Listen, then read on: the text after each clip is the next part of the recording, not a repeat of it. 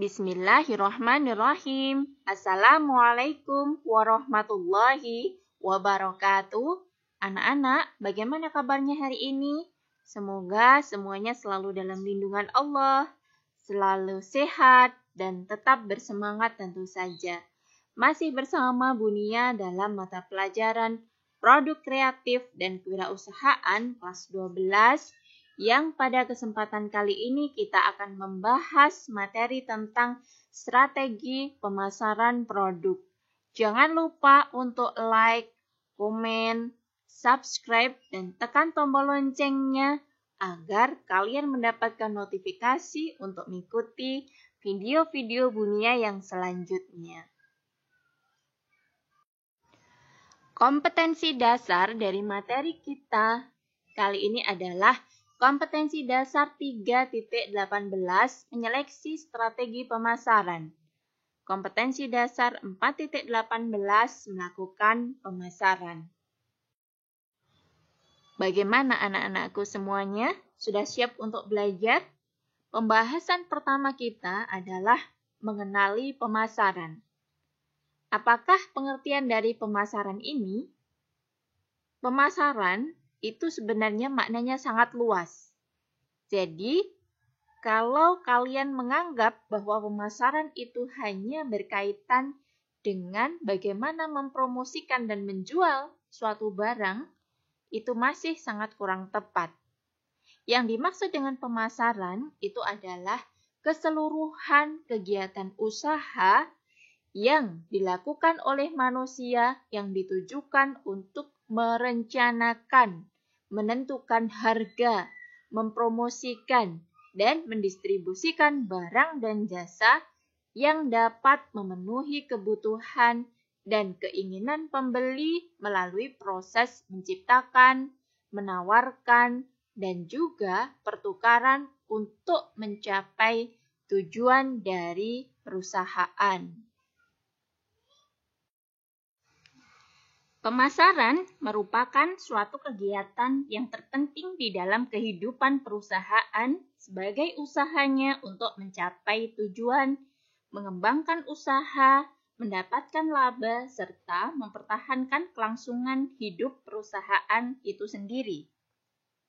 Berikut ini merupakan beberapa alasan penting yang membuat pemasaran menjadi ujung tombak sebuah perusahaan. Yang pertama adalah pemasaran itu untuk menginformasikan produk kepada konsumen. Tanpa adanya proses pemasaran, maka konsumen tidak akan mengetahui tentang produk yang dihasilkan oleh perusahaan. Yang kedua adalah dengan pemasaran, maka perusahaan akan dapat menjelaskan fungsi, manfaat, dan keunggulan sebuah produk, usaha, atau layanan. Salah satu alasan konsumen untuk tertarik terhadap produk perusahaan adalah ketika perusahaan mengetahui fungsi sebuah produk, manfaat, keunggulan, serta cara penggunaan, dan semua hal yang berkaitan dengan produk. Melalui proses pemasaran, perusahaan dapat menjelaskan kepada konsumen mengenai hal-hal tersebut. Yang ketiga adalah perusahaan dapat menginformasikan sebuah produk atau layanan baru kepada konsumen. Pemasaran tetap menjadi hal penting yang harus dilakukan perusahaan dalam menjalankan usahanya untuk mengenalkan produk barunya. Upaya ini harus dilakukan secara terus-menerus oleh perusahaan kepada konsumen supaya konsumen mengenal produk baru perusahaan tersebut. Pemasaran memiliki fungsi yaitu menentukan barang dan jasa yang dibutuhkan oleh manusia serta menjual barang dan jasa tersebut ke tempat konsumen berada pada waktu yang diinginkan dengan harga yang terjangkau tetapi tetap menguntungkan pihak pemasar. Nah, secara rinci kita akan jelaskan sebagai berikut. Fungsi pemasaran yang pertama adalah sebagai analisis konsumen. Jadi, dengan adanya pemasaran, maka bisa melakukan pengamatan terhadap segala keinginan dan kebutuhan konsumen. Dari analisis konsumen ini, bisa dikaitkan dengan pengadaan peninjauan terhadap konsumen, analisis informasi konsumen, evaluasi lokasi, dan sebagainya. Yang kedua adalah penjualan produk dan jasa. Jadi, penjualan produk dan jasa ini merangkum banyak aktivitas dalam pemasaran seperti promosi, penjualan, iklan, hubungan antar dealer, publisitas, manajemen tenaga penjualan, dan hubungan konsumen. Fungsi yang ketiga adalah perencanaan. Perencanaan terhadap produk dan jasa diantaranya adalah berbagai kegiatan pengemasan produk, uji pemasaran, gaya produk, pemanfaatan garansi, dan penyediaan layanan konsumen. Fungsi yang keempat adalah penetapan harga. Terdapat 5 pemangku kepentingan yang sangat mempengaruhi keputusan penetapan harga, yaitu adalah konsumen, pemasok, distributor, pesaing, dan pemerintah. Fungsi yang kelima adalah distribusi. Distribusi ini terdiri dari penggudangan, cakupan distribusi, saluran-saluran distribusi, wilayah penjualan, kurir transportasi, penjualan grosir, tingkat dan lokasi persediaan, serta retail dan lokasi tempat retail. Yang berikutnya adalah riset pemasaran, yaitu merupakan suatu pengelompokan, pencatatan, dan penganalisisan suatu informasi yang berurutan berkenaan dengan berbagai macam persoalan yang terkait dengan pemasaran. Dan yang terakhir adalah analisis peluang. Analisis peluang yang melibatkan penilaian terhadap biaya, risiko, dan manfaatnya yang terkait dengan pemasaran.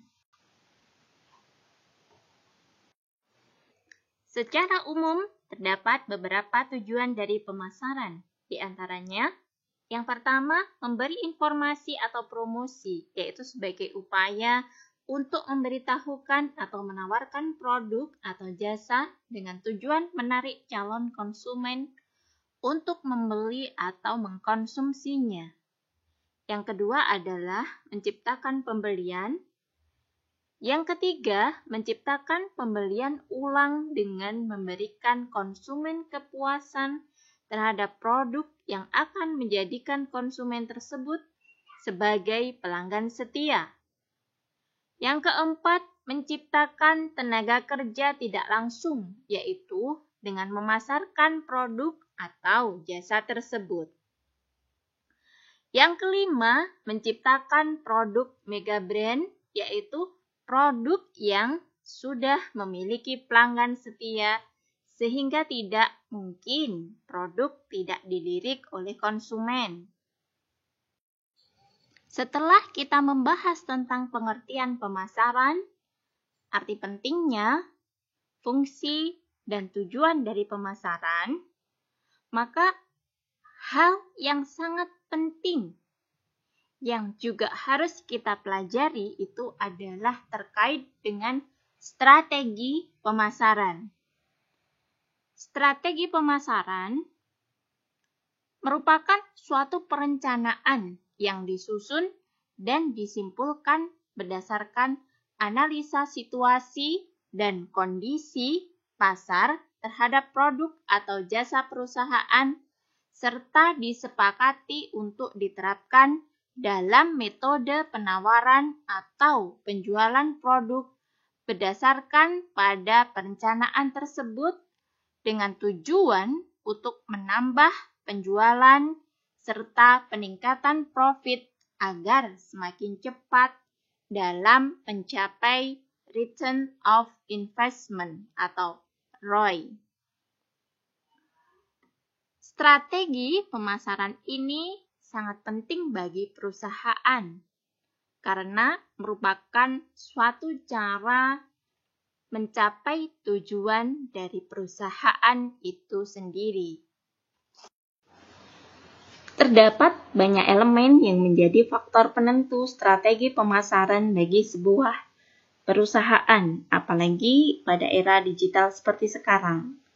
Hanya saja terdapat cara mendasar yang paling efektif ya di dalam menentukan strategi pemasaran itu sendiri. Penerapan strategi pemasaran mendasar tersebut dilakukan dengan langkah yang sering disebut dengan STP atau Segmentation, Target, dan Positioning. Yang pertama adalah segmentation, ya, market segmentation atau strategi pemasaran segmentasi. Di dalamnya ada 3 tahapan untuk mengidentifikasi segmentasi pasar ini, yaitu ada tahap survei. Tahap survei ini mengharuskan untuk melakukan wawancara atau pengamatan, kemudian tahap analisis. Pada tahap ini, perusahaan menganalisis informasi yang telah diperoleh pada tahap sebelumnya. Kemudian ada tahap pembentukan. Nah, pada tahapan pembentukan ini merupakan tahapan terakhir yang tujuannya adalah mengidentifikasi profil masing-masing segmen yang telah terbentuk. Yang kedua adalah strategi pemasaran target pasar atau market targeting. Alternatif strategi target pasar yang dapat diterapkan oleh perusahaan yang pertama adalah undifferentiated marketing atau merupakan strategi perusahaan yang dilakukan dengan jalan meninjau pasar secara keseluruhan dan memusatkan pada kemasan-kemasan barang dalam rangka memenuhi keinginan dan kebutuhan konsumen. Yang kedua adalah differentiated marketing, yaitu strategi pemasaran yang dilakukan perusahaan dalam rangka mengidentifikasi kelompok-kelompok pembeli tertentu dengan membagi pasar dalam 2 kelompok atau lebih. Dan yang ketiga adalah concentrated marketing, yaitu mengkhususkan pemasaran produk ke dalam beberapa segmen pasar dengan pertimbangan keterbatasan sumber daya yang dimiliki oleh perusahaan. Yang ketiga adalah strategi pemasaran posisi pasar atau positioning. Penentuan posisi pasar atau positioning ini adalah strategi dalam kegiatan pemasaran yang bertujuan menciptakan perbedaan, keuntungan, dan manfaat yang menjadikan konsumen akan selalu ingat terhadap suatu produk. Oleh karena itu, perusahaan dapat menanamkan dalam benak konsumen identitas serta kepribadiannya. Faktor-faktor dalam menentukan positioning perusahaan, yang pertama adalah proposisi nilai dan manfaat yang diberikan oleh perusahaan. Yang kedua, capaian yang telah dihasilkan perusahaan. Yang ketiga, segmen pasar dan pelanggan yang ditargetkan. Yang keempat, atribut yang jadi keunggulan produk dan merek perusahaan. Yang kelima, bisnis baru yang dimasuki. Dan yang keenam adalah orisinalitas dan posisi sebagai perusahaan atau merek baru di pasar. Terdapat 2 hal yang patut diperhatikan ya di dalam penerapan strategi pemasaran ini. Yang pertama adalah perencanaan pemasaran. Apa perencanaan pemasaran? Jadi yang dimaksud dengan perencanaan pemasaran itu adalah suatu urut-urutan kegiatan menuju penetapan sasaran pemasaran dan formulasi rencana untuk mencapai sasaran tersebut. Beberapa langkah di dalam merencanakan pemasaran bagi usaha baru adalah yang pertama, penentuan kebutuhan dan keinginan pelanggan. Untuk mengetahui kebutuhan dan keinginan pelanggan, pertama harus dilakukan penelitian pasar atau riset. Nah, riset ini harus diarahkan pada kebutuhan konsumen. Yang kedua adalah memilih pasar sasaran khusus. Dalam hal ini, setelah mengetahui kebutuhan dan keinginan konsumen, berikutnya adalah memilih pasar sasaran khusus. Ada 3 jenis pasar sasaran khusus, ada pasar individual, pasar khusus, dan segmentasi pasar. Dari 3 alternatif pasar sasaran tersebut, bagi perusahaan kecil dan usaha baru lebih tepat untuk memilih pasar khusus dan pasar individual. Sedangkan untuk perusahaan menengah dan besar itu lebih baik memilih segmen pasar atau segmentation market. Yang ketiga, langkah ketiga adalah menempatkan strategi pemasaran di dalam persaingan.